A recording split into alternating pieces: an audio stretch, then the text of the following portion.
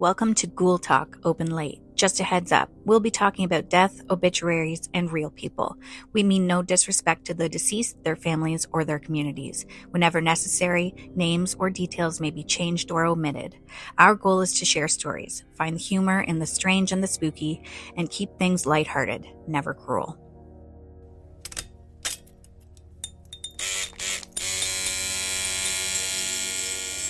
Welcome back to Ghoul Talk, Open Late, the podcast that's equal parts caffeine, chaos, and creepy holiday cheer. If you're new here, we're your festive emotional support ghouls, bringing you hauntings, dumb deaths, and obituaries that Santa would definitely put on the naughty list. Nothing says Christmas spirit like the tree toppling over for the 4th time because the house might be haunted, or because your cat woke up and chose violence again. Now remember, we joke about death, not the dead. No disrespect intended. Except to people who plug 12 inflatables into one outlet. Speaking of disrespect, let's pull our card for the week to see what messages the deck has in store for us. Probably nothing comforting.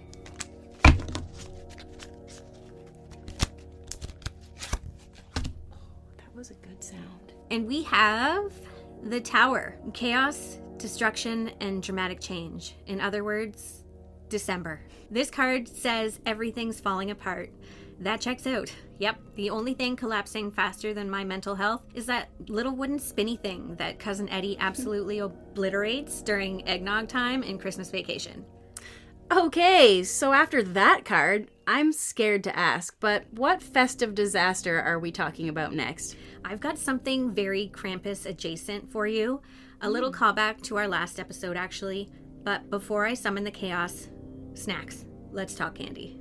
Let's do that. We did bring our candy canes because, as you know, it is Christmas Eve. But the next one, I want you to close your eyes and hold your hand out. Because you're either going to be like, I hate these, or you're going to be like, ooh, I love these. It's not like a bug or something? No, okay. But I love these. I don't feel like no one else likes these. Okay, there you go. Oh, friggin' eat more! So, I hate them. I knew you were going to hate them. My mother-in-law and my husband, obsessed. It's very Christmas coded. I really love them. Maybe that's why they're everywhere right now. Yeah. Like, I'm like, I forgot that I loved them, and then I've had like 6. You can have... I can have that right back. You can have that right back. I knew you would not like this. Nope. So, But, yeah, it's an eat more bar. And everyone's stockings, that ends up... It's yellow. It's from, I don't know. Oh, it's Hershey, Canada. Well, Hershey. I assume this exists everywhere in the world. What do you think? I don't know. Tell us. There's really not much to it. High in sugar. Original dark toffee peanut chew. I wouldn't even describe it like that. To me, it tastes like a cosmic brownie. That's what I think of when I eat this. That's what I think of. And you know what? Okay, I found out that my husband loves these too, because I guess we never had this conversation. And then like a couple weeks ago, I saw these everywhere. And he's like, oh my God, I love those. And I was like, yes, me too. And then I said the cosmic brownie thing, and he goes, you know what? Yeah. No. Wow. Different strokes, people. Yeah. And taste buds are weird. I do have another random candy. Where did I get this? I don't know. Oh, I remember. So I got this one in a international food section in a grocery store, and I forget which grocery store. And I don't know what these are, but I thought it would be fun that we could try them. Oh. What? Tea cake? Milk chocolate tea cake. Well, that sounds yummy. I have no idea what it is, but it's in a shiny Yellow packaging that looks like a... They look like Christmas, like, balls. Yeah. Yeah. They What do. you call those? Bulbs? Yeah, bulbs. So I don't know what a tea cake is. Tunnock's tea cake. Yep. We'll take a picture for you. Where it all began. Tom Tunnock, the founder, outside of his baker's shop. Scotland. From Scotland. Oh, wow. Yeah. Circa 1897. Oh, jeepers. Yep. Check the expiry date. 2026. January 31st. Okay, so we got We're good. we got a month. We're good. Yep. We can eat these things. So We're gonna do that. we will have to try these because I don't. Is it hard? Is it soft? It's softish. You're just I have poking holes in no all the chocolate. idea what these are, but it's kind of a theme. We'll have to take a picture of this because the wrappers are yellow And red. There is some green on this one, but there Okay. we go. There's our candy. Oh, so yes. Okay. And can't forget. that just splashed everywhere. Is your computer okay? I don't actually see where it went. This is just a cheap computer. It's fine. All right. Well, there's our snacks. Guess I'll get into my my phantom file. You think Santa's elves are weird? Iceland looked at that and said, nah, let's give the kids 13 chaotic criminals instead. Forget the elves, forget Jolly St. Nick, or even the final boss Krampus. In Iceland, Christmas belongs to the Yule Lads, a pack of unhinged, troll-like brothers who sneak into your house one by one in the 13 nights before Christmas. They don't sing carols, they don't spread cheer. They just cause problems on purpose. What? I know. And their mom, her name's Gryla, and she's basically a holiday horror icon. I know. What a horrible name. What? Just wait until the dad. A giant child-eating ogress who lives in the mountains. She keeps a sack for naughty kids, basically a reusable grocery bag, but for human snacks. Legend says that when she gets hungry, she descends from her cave to collect misbehaving children and turn them into stew. You know, festive. Cheery. Her husband, Lapalooey, is allegedly around, but he contributes nothing. La boo boo. He's like the husband who looks just as shocked as the children when they open their gifts on Christmas morning. Christmas magic, mummies, we all know. Anyway, back to her sons. The Yule Lads are the kind of family you'd call animal control on. Each one visits on a different night, and each one has a thing. None of them are okay. First comes Sheep Coty Claude, who just harasses sheep. Weird choice, but okay. Oh my god. Then Gullygawk lurks in ditches to steal milk. Calcium-motivated behavior, very Santa-coded. Yeah, right, yeah, yeah. Then there's Stubby, who breaks in to steal baking pans and lick crumbs, which, same girl, same. Same. Spoon licker, lick spoons. No. That's it. That's the whole resume. I like to lick the rusty spoons. Oh my goodness. I just went back. Is that where salad fingers came from? Yeah. Mm-hmm. Oh, the lore.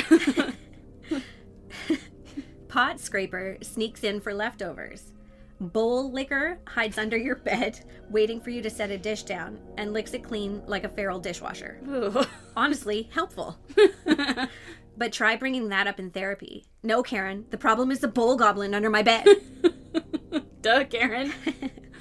And it keeps getting worse. Door slammer just runs around the house all night, slamming doors for fun like a 4-year-old on a tantrum. Sky gobbler eats all your Icelandic yogurt. It's a calcium crime spree. Then comes window peeper, who absolutely belongs on a registry. Door sniffer, who uses his giant nose to track baked goods like a festive bloodhound. Meat hook, who literally uses a hook to fish meat out of your pantry and eats it right there. No seasoning, no shame. Oh my gosh. And finally, candle beggar, who steals candles because back then they were made of animal fat and apparently that counts as a snack. Gross. I wish you could see my face right now, everyone listening to this. I don't know what to make of it. It's just gross. One by one, they come down from the mountains, make a mess, and leave a tiny gift if you've been good. A piece of candy, maybe. If you've been bad, rotten potato. Those stink so bad. They do. And if you've been really bad, Mom's stew pot is already simmering. Ooh. Modern Iceland tries to pretend they're cute now. They sell plush dolls and postcards of the Yule Lads smiling like serial killers in Christmas sweaters. Think festive Labubu. But these guys are the original holiday home invaders, long before the wet bandits were being publicly humiliated by an 8-year-old. Imagine counting down to Christmas like, only 7 more nights until door sniffer shows up to huff my gingerbread. So this year, if something goes missing from your kitchen, or you hear your door slam at 3 a.m., don't worry. It's just one of the Iceland's 13 tiny nightmares running a holiday crime spree. Sleep tight, ghoul friends. I don't think I can. I don't know. I think that would be kind of interesting. They're it's not horrible. They're not like killing you. I'm just stunned that this is a thing. I don't need... I've never... you learn something new every day. Yep. Really do. I wonder if anyone else has heard of this before. This is crazy. 13. I don't know. Yeah, 13. Yeah, which is weird. The unlucky number 13. I know. There's a lot of things here that I'm like, okay. Calcium. Yeah, like calcium. Interesting. Yeah. No milk here. This episode is brought to you by Spreaker, the platform responsible for a rapidly spreading condition known as podcast brain. Symptoms include buying microphones you don't need, explaining RSS feeds to confused relatives, and saying things like, "Sorry, I can't talk right now, I'm editing audio." If this sounds familiar, you're probably already a podcaster. The good news is Spreaker makes the whole process simple. You record your show, upload it once, and Spreaker distributes it everywhere people listen. Apple Podcasts, Spotify, and about a dozen apps your cousin swears are the next big thing. Even better, Spreaker helps you monetize your show with ads, meaning your podcast might someday pay for, well, more microphones. Start your show today at Spreaker.com. Spreaker, because if you're going to talk to yourself for an hour, you might as well publish it.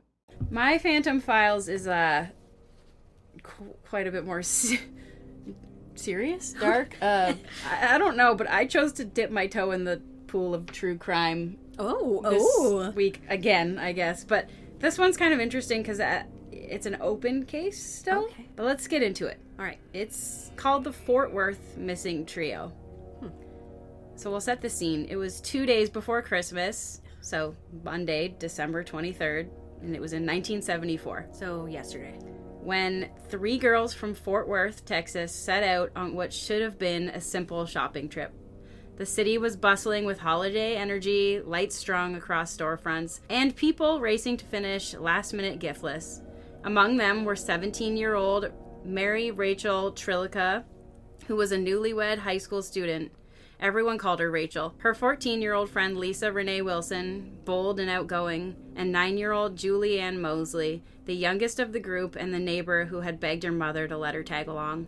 Their plan was innocent enough: a few hours at the Seminary South Shopping Center, now known as the La Grande Plaza, to buy Christmas gifts. Rachel was the driver. She'd taken her husband Tommy's 1972 Oldsmobile 98 and promised to have everyone home by 4 p.m. Oh, I feel like I've heard this before. As I was researching it, I didn't think I had, and then when I got further into it, we must have seen there must be a Dateline or something on this. Love Dateline. Lisa had a Christmas party to attend that evening with her boyfriend, and the 3 girls were expected back well before then. But they never came home. That afternoon, witnesses saw the girls together inside the mall, laughing, carrying shopping bags, acting like any group of friends would on a holiday outing. Around 3 p.m., someone reported seeing them talking to a, quote, rough-looking man in his 20s in the parking lot near Rachel's car. That would become the last confirmed sighting of them.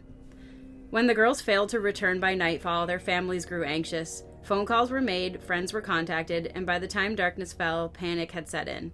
Police were notified, but early investigators dismissed the parents' fears. Officers suggested the girls had likely run away to Houston, maybe for a little holiday adventure. No, why on Christmas? Right? Classic response from gifts. Authorities. Yeah, that's not what happened. No. The families insisted that was impossible. None of the girls had taken clothes, money, or extra belongings, and Rachel was a married woman, responsible and steady. Still, those first crucial hours slipped away. They say the first 48 hours in a disappearance are the most important and too often are lost due to lack of urgency in the matter for one reason or another. The following morning at 6, police located Rachel's Oldsmobile in the Sears parking lot at the mall. Sears.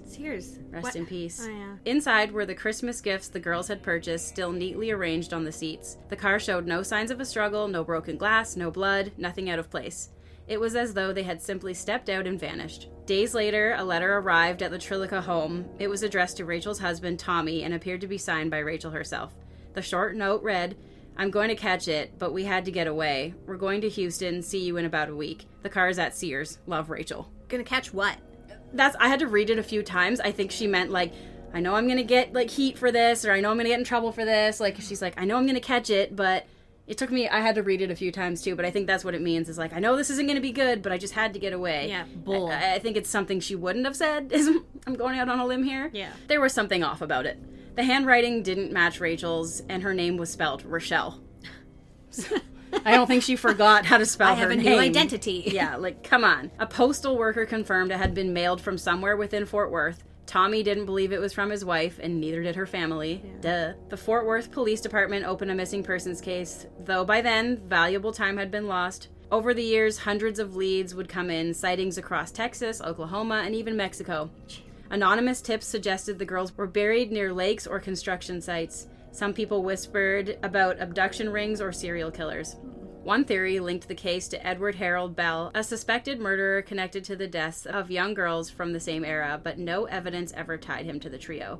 Every lead ran cold. Searches were conducted decades later, in 1999 and again in 2018, using ground-penetrating radar and cadaver dogs on land once owned by Rachel's husband's relatives. Each time, investigators found nothing. Why them? The land was searched years later because certain tips and leads suggested possible disposal of evidence or bodies on that property. Police thought the girls were taken to rural, remote land, and since Tommy's family owned rural land, it became of interest in the case. Yeah, so it seemed kind of thin, but they had to check it out. For the families, the waiting never ended. Lisa's mother kept her Christmas tree up for decades, refusing to take it down until her daughter came home. Rachel's husband, Tommy, was investigated and cleared early on, but the grief and suspicion that followed fractured the family's relationships. By the early 2000s, police admitted that much of the original evidence had been poorly preserved, even lost. The only tangible clue that remains today is that strange letter, a piece of paper that might have been written by the girl's abductor, a cruel attempt to mislead everyone searching for them. Nearly 50 years later, the Fort Worth missing trio case remains unsolved. No human remains have ever been found. Investigators and amateur sleuths debate the same three theories: that the girls were abducted by strangers in the parking lot, that they left willingly with someone they trusted, or that they ran away, though the last idea has long been rejected by both police and family. DNA from relatives has been preserved, waiting for the day some piece of evidence surfaces to match it. Every December, as Christmas approaches, Fort Worth remembers the three girls who went shopping and never returned. At the old mall's upper parking lot where Rachel's car once sat, lights on, gifts unwrapped, people still leave flowers and notes. It's a quiet tribute to a mystery that has outlived nearly everyone who first searched for answers, and to the three young girls who became ghosts of Christmas that never truly ended.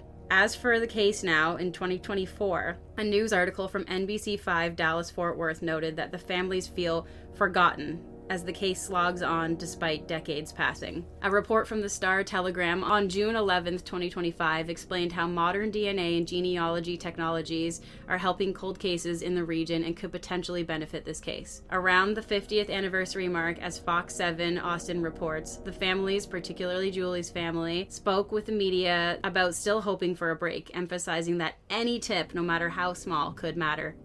In late 2022, early 2023, billboards were placed in the Fort Worth area to regenerate public tips on the case by raising awareness again. So yes, while there may not have been a public headline or a major breakthrough tip, the case is still active in the sense that fresh awareness and modern forensic tools are being used, and the families continue to appeal to the public for any information. If you, listening, have a genuine tip or piece of information, no matter how small, about the disappearance of Mary, Lisa, and Julie, you can contact the Fort Worth Police Department Cold Case Unit, or you can send an email to their tip email, which is coldcase@fortworthtexas.gov, or you can visit fortworthpd.com, go to cold cases, and submit a tip. Someone out there knows something.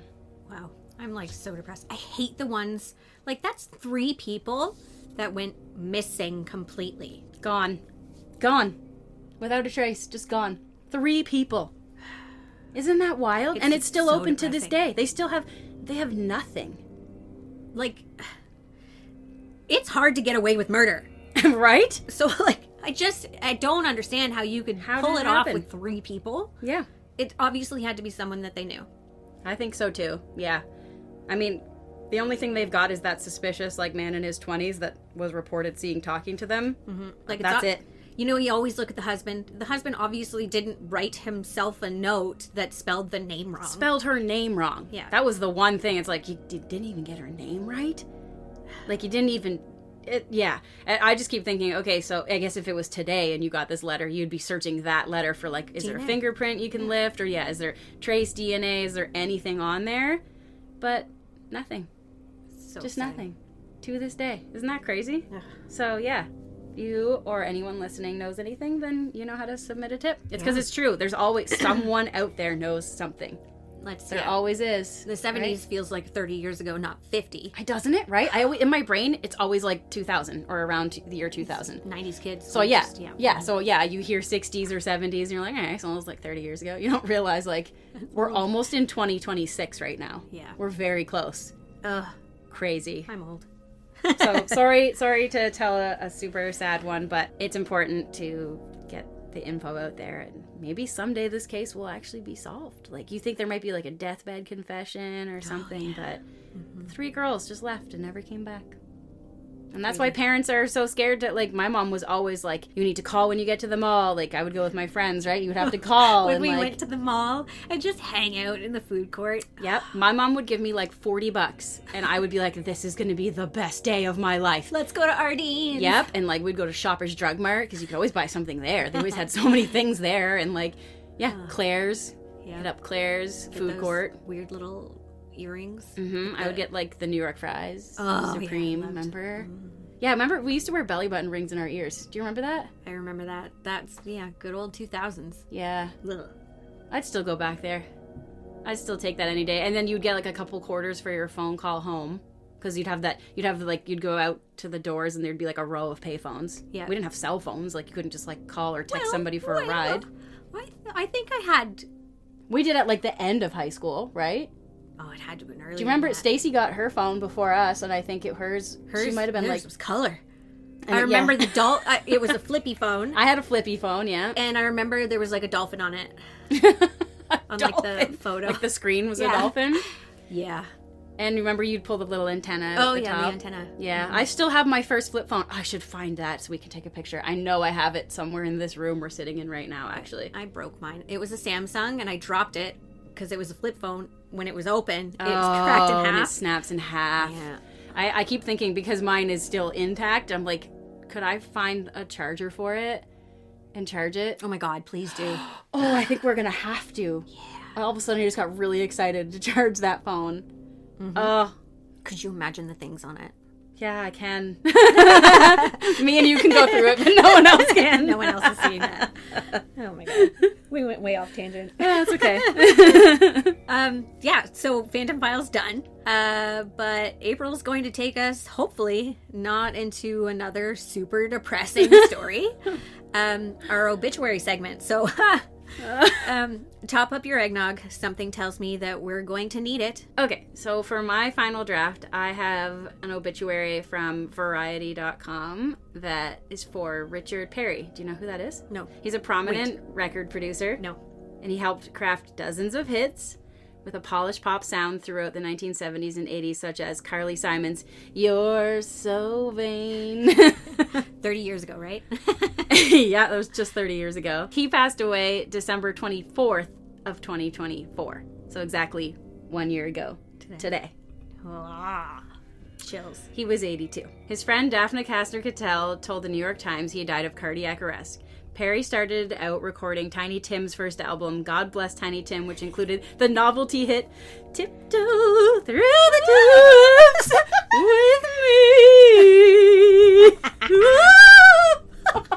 Oh my God. That You're was actually really good. I did not practice that, I swear to God. We just heard it so many Oh, times. I just got chills. It's all chilled over TikTok. I did. It's all over TikTok. If you don't know that song from anything else, you gotta know it from TikTok. Oh my gosh, where else? Okay, so let's go. He also worked with Barbra Streisand, recording her 1971 album Stony End, and produced Harry Nilsson's Nilsson Skimilson and Ringo Starr's solo album Ringo and Goodnight Vienna. Perry recorded 100 takes of You're So Vain, Simon told the magazine Uncut, and hired 3 different drummers before he was satisfied with the sound. It's an iconic song. He was born in Brooklyn. He sang with a group called The Legends as a teen and graduated from the University of Michigan, working at Warner Brothers, recording records from 1967 to 1970. He oversaw albums like a comeback record for Fats Domino and Ella Fitzgerald's Ella. Perry went on to work with Art Garfunkel, Andy Williams, Diana Ross, Leo Sayer, and the Pointer Sisters, whom he signed to his own label, Planet Records.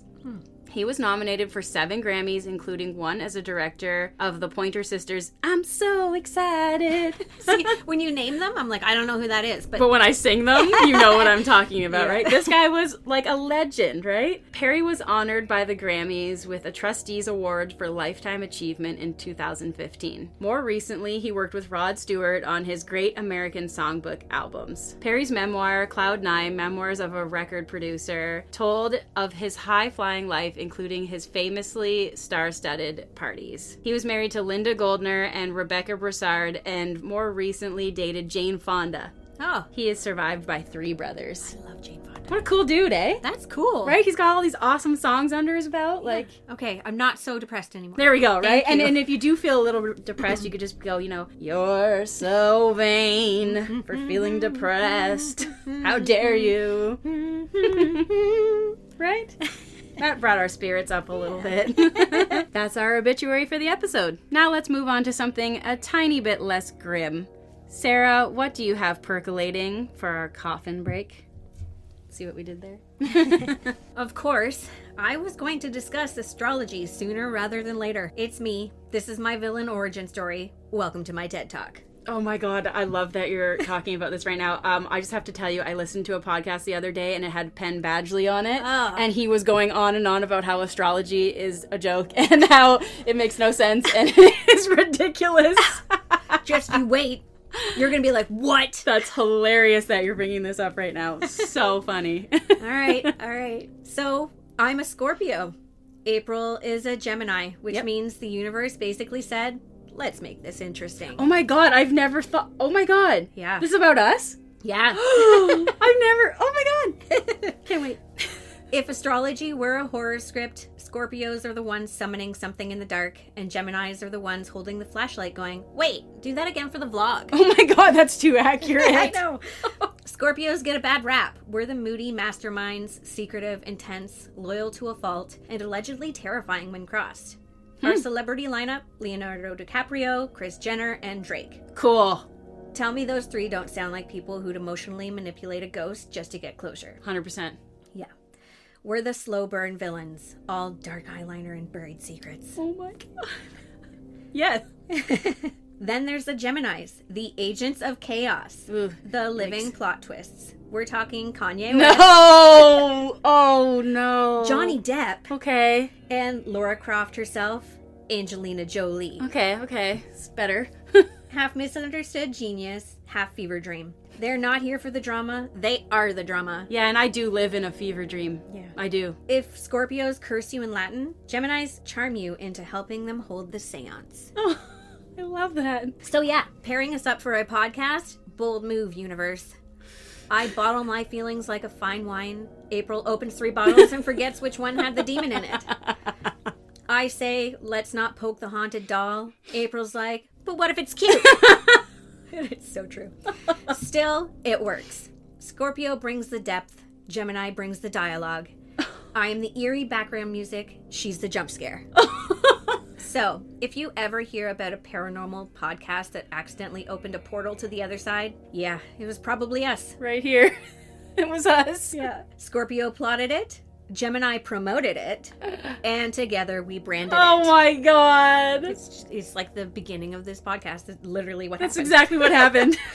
Just remember, Scorpio plus Gemini teamwork equals powerful. Scorpio plus Gemini conflict equals apocalyptic. Ooh. Do not pick a side, pick a hiding spot. That's the best thing I've ever heard. I thought you would get a kick I think I have to say Penn Badgley is wrong. Yeah. Sorry, buddy. Sorry, bucko, because that was bang on. Sorry, you. Oh, See what I did there? nice. I loved that. That was so good and so accurate. Right? I can't believe it. I'm gonna have to read that again later. Okay, I'll let you. I guess now we're going to continue with more of what we do best, which is celebrating the stupid side of morality. Final Destination Amateur Hour up next. The location: Lake Winnebago, Wisconsin. The date: February 1997. The victim: an unnamed 38-year-old man. Okay. It was one of those deep freeze Wisconsin winters when the air burns your nostrils and the lake freezes thick enough to drive trucks on. Most people spend that time ice fishing or snowmobiling, but not this guy. He looked out onto the frozen lake and had what he had later described to friends as a brilliant idea. If the lake's frozen solid, I can ride my jet ski on top of it, like an ice racetrack. A friend reportedly warned him, "You can't jet ski on ice, man." But he insisted, "The engine's got power. I'll get enough speed to glide right over it." Oh, husband's gonna hear this and think he can try. Oh no, we're giving him ideas. Oh no, Lance. Don't. I'm talking to you. Don't do it. That afternoon, wearing only a windbreaker and jeans. I picture it being like pink and... It's very retro in my mind, too. Yeah. It's an 80s windbreaker. Yep. Even though it was 97. Yeah, okay. Probably could have been. Probably. He dragged his personal watercraft onto Lake Winnebago. The ice was thick, but not perfect. Some sections near the middle had thawed slightly, creating thin patches covered by snow. A recipe for disaster. He started the jet ski, the engine roared to life, echoing across the empty lake like a chainsaw. At first, it worked. He zipped across the ice, fishtailing and laughing, his breath clouding in the cold. Then he hit one of those thin spots. The jet ski punched through the ice like a hammer through glass. The machine vanished instantly, and so did he. Oh, no. He wasn't Oh, going fast no. enough. He wasn't going fast enough to just keep going. Oh, no. Yeah, he didn't. He needed to, hydroplane. Is that the word, right? Where he just well, yeah, go? it's a jet ski. It should just go across the water. In theory, right? Yeah. When emergency crews arrived after hearing reports of a motorbike going through the lake, they found a hole about 10 feet wide and a single glove frozen to the edge. That's not funny. But it's funny. We just took each other's lines. I know. Divers later recovered the jet ski in 12 feet of water. They found the man still wearing his helmet and life jacket, which tragically only trapped him beneath the ice once he sank. The sheriff's office listed the cause of death as drowning with hypothermia following unsafe motor operation on frozen lake. Locals still tell the story every February. Ice fishermen shake their heads and laugh softly before saying, "You can't fix stupid, but you can freeze it." You can't fix stupid, but you can freeze it. I don't know Why do they sound like Cletus? that? I don't know. Sorry. Sorry, everybody. It sounds right to us. Winnebago. In fact, the incident became one of the earliest official Darwin Award entries, honored for proving that horsepower doesn't equal brain power. Winter isn't a playground, it's a thin sheet of glass over a grave. Yeah. If you ever look at a frozen lake and think that'd be fun on a jet ski, remember this man and let him stay the only one to ever prove just how bad an idea this really is. Wow. Yeah. Lance, no. No. This is your warning here right The now. newspaper. No. You are not allowed to take ideas from this podcast. Yeah. Even though it might sound like a good one. Dumb ways to die. I have another one. This episode is brought to you by Spreaker, the platform responsible for a rapidly spreading condition known as podcast brain. Symptoms include buying microphones you don't need, explaining RSS feeds to confused relatives, and saying things like, "Sorry, I can't talk right now, I'm editing audio." If this sounds familiar, you're probably already a podcaster. The good news is Spreaker makes the whole process simple. You record your show, upload it once, and Spreaker distributes it everywhere people listen. Apple Podcasts, Spotify, and about a dozen apps your cousin swears are the next big thing. Even better, Spreaker helps you monetize your show with ads, meaning your podcast might someday pay for, well, more microphones. Start your show today at Spreaker.com. Spreaker, because if you're going to talk to yourself for an hour, you might as well publish it. Woo! Bring it on! The U.S. Consumer Product Safety Commission once did a study back in 1995 and found that at least 37 people had died and another 113 had been injured by falling vending machines between 1978 and 1995. It got so bad that vending machine manufacturers launched a voluntary campaign, putting warning labels on every machine. Do not rock, tilt or climb. Serious injury or death may occur. Yeah, I've seen those warnings on there. Yep. Yeah, you know. Basically, they had to remind us that Doritos aren't worth dying for. Not even Cool Ranch. Oh, I love Cool Ranch Doritos. Poison. mm-hmm. These incidents can all be avoided. It's not like people stroll up wanting to fight a vending machine, although it's the betrayal that pushes a person over the edge. Breathe, remain calm. No need to throw hands with the snack dispenser. One of the saddest cases was right in Sarasota. A young teen named James Boggs died after what can only be described as hugging a Coke machine. He clamped his hands around the top of edge, stuck his foot in the tray where the soda comes out, and started rocking it back and forth. When investigators checked, they found his palm prints all over the top. He never stood a chance. The machine tipped forward and crushed him before he could even react. Because they're super heavy. Yeah. These machines are insane. Like, you don't... No. And then there's glass, so, like, you never know. Yeah. Do you remember did you watch Breaking Bad? No. Oh, well, a guy got killed by a ATM machine being thrown on him. Same kind of thing. Those are heavy, too. Just saying. Yes, there. And listen, this vending machine curse isn't just real life. It's even in the ultimate stay inside and simulate your life game, The Sims. You can shake a vending machine, and if you push it too far, the machine crushes your character to death. Oh my god. And of course, the Final Destination franchise had to get in on it. In Final Destination Bloodlines, spoiler alert if you're 20 years behind, Bobby Campbell gets killed by a vending machine spring that flies straight into his forehead. Oh, yeah. Thanks to a magnetically malfunctioning MRI machine. Bobby's head smash is considered one of the most ridiculous, gory kills in the entire franchise. That was nuts.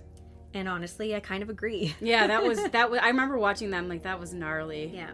Imagine being remembered as the guy who lost to a vending machine spring. And of course, even when he's not in the movie, Devon Sawa's presence is spiritually here. Devon Sawa lives! All roads lead back to Sawa. And we're basically playing the Devon Sawa version of 6 Degrees of Kevin Bacon every episode. Oh my gosh, we need somebody to, like, keep track of this and write this down. 0 regrets. Can we just make a t-shirt that's got, like, a picture of Devon Sawa's face on it? Are we allowed to sell that? I don't know, we'd have to ask him. I guess we can. Yeah, you we can can contact ask us. him. Yeah, Devon Sawa. Oh my god, can we shout him out? Yeah. Let's shout him out on TikTok. Okay, Devon Sawa. Does he have TikTok? We'll find out. We'll work this out later. Yeah. You'd assume that's as weird as vending machines' deaths get, but Japan said, challenge accepted. Ooh, next level. And actually, they had a case dubbed the vending machine serial killer. What? But that's a story for another episode. Oh no! I was like getting ready for it. Oh, I guess you guys have to come back next time. Yeah. Yeah. Darn. I know. Shoot! But now, like, those vending machines, they do it with your debit card. Like, it's not as, like... Not like it used to be. Like, spitting out your $10 bill. So, when we were in high school, I would ask to go to the bathroom, and if I wasn't going to go to the... Like, I would go down to where the cafeteria was, and if they were closed, I couldn't get fries. So then my next option was a vending machine. Yep. And, yeah, the odd time you'd get, like, your pack of certs or something stuck, and you'd be like, no, I only had $1.25. This is all I got. Oh, and the Fruitopia. Oh, the Fruitopia. I don't even know if they sell that anymore. You can get it at McDonald's. They still have it. Oh. But you know what is really great? This tops it all. And sometimes I just crave this and have to go buy it. You go to Wendy's, you get a large. You gotta get a large because it'll last you like 2 days. You get a large high C Fruitopia or fruit punch. Holy frick. Ice. Oh my god. You want the ice. Don't say no ice. You need so more good. You need more water. No, it's the high C fruit punch, and you just get it the way it comes, and it's chemically red. And I get the large, and it's so big, it barely, like, I have to put it in my cup holder in the car, but I have to hold it down while I'm driving. And then I get home, and I've got it for like 2 days. It's awesome. Before we shut down the light, let's open up the listener's submission inbox like it's our own haunted advent calendar. April. This week's listener submission was sent to us by somebody named Matt, and they said we could say their name. Okay. So, hey, Matt, this one's for you. So, he says, I'm not a religious person. In fact, I'm pretty close to being the exact opposite. I don't like to put a label on it. Well, one day they were doing a free tour at the First Presbyterian Church in my town. Actually, he lives in this town we live in, and I know what church he's talking about. It's right by the courthouse there. Big old church. Oh. It's huge. I've been in it one time myself for like my cousin's wedding in 2007 or something like that. It's a big, crazy, old, awesome church with like lots of wood, and it's cool. So they're having an open house, he says. And curiosity got the best of me, so I walked in. It was late afternoon on a Friday or a Saturday, I think. It was fall. I was the only one in there. It looked like what you'd assume a really old church would look like. Old wooden pews, red carpet everywhere, stage with a large pipe organ at the back. It was playing just generic organ church music, just some soft hymn, I guess. Okay, wait. It was playing? Or, like, was there someone playing it? He said it's just playing some soft hymn. As I said, nobody was in there, so it must have just been on an autoplay function. There we go. So as I'm walking around checking it out, the organ stops playing. It's just silence in there. I thought, whatever, and kept investigating. That church has a second row of pews that you access by these really dark, narrow spiral staircases, which is cool. I don't remember that part. So I had to check out what that was about. So I go to the staircase and start climbing, and as soon as my foot hits the top step, the organ plays an aggressively super loud single note, just like, dun! Like really loud and really deep. Yeesh. I was still in there all by myself. So as you may have guessed, I about-faced and ran out of there. I mean, if the door was closed, there would have been a me-shaped hole in it. LOL. Poor Matt. But the door was open because it was an open house. When I got outside, I turned around and looked in, and the organ was back to playing the same soft, generic hymn. That's it. That's my story. Yeah, dude. Don't go into churches anymore. Next one's going to catch on fire. Wise words from Sarah. Sorry, Matt. I don't know you. Thanks for sending that in, Matt. I thought it was a really good story. That was probably a ghost. I mean, place has got to be haunted. Yeah. Like, I don't know how old that so church many is, people but go in there for a funeral. yeah. And it's definitely got a lot of history. Like I said, I was in it that one time, and it was creepy. Sarah, I think you have an update about some Titanic stuff that we talked about. Well, it was from episode 1. We talked about the story in the Titanic. Yeah. So I was looking for a book for my son, who's also obsessed with the Titanic, for Christmas. And I was reading the synopsis, and it full on said that the answer to a question was, that lady did steal a baby. It's She written did. down. Yep. Yeah. It's written there. She stole a baby. It wasn't her baby. She lost a baby and then stole another baby. I can't believe it. I know. As if like the one most obscure random fact we talked about, and you said, wait, did she just steal a baby? Yeah. And I was like, I don't know, probably. Who cares? I don't know. And then randomly in the synopsis, there it was. She stole a baby. And you bought the book. Yeah. Oh, yeah. I bought the book. So we're going to have to read that. I think it's 882 facts about the Titanic. Oh my god, that's so cool. Yeah. I'm excited. Yeah, he's gonna have to let us borrow Yeah. said book. Okay, yeah, and I also have an update on the doorbell story.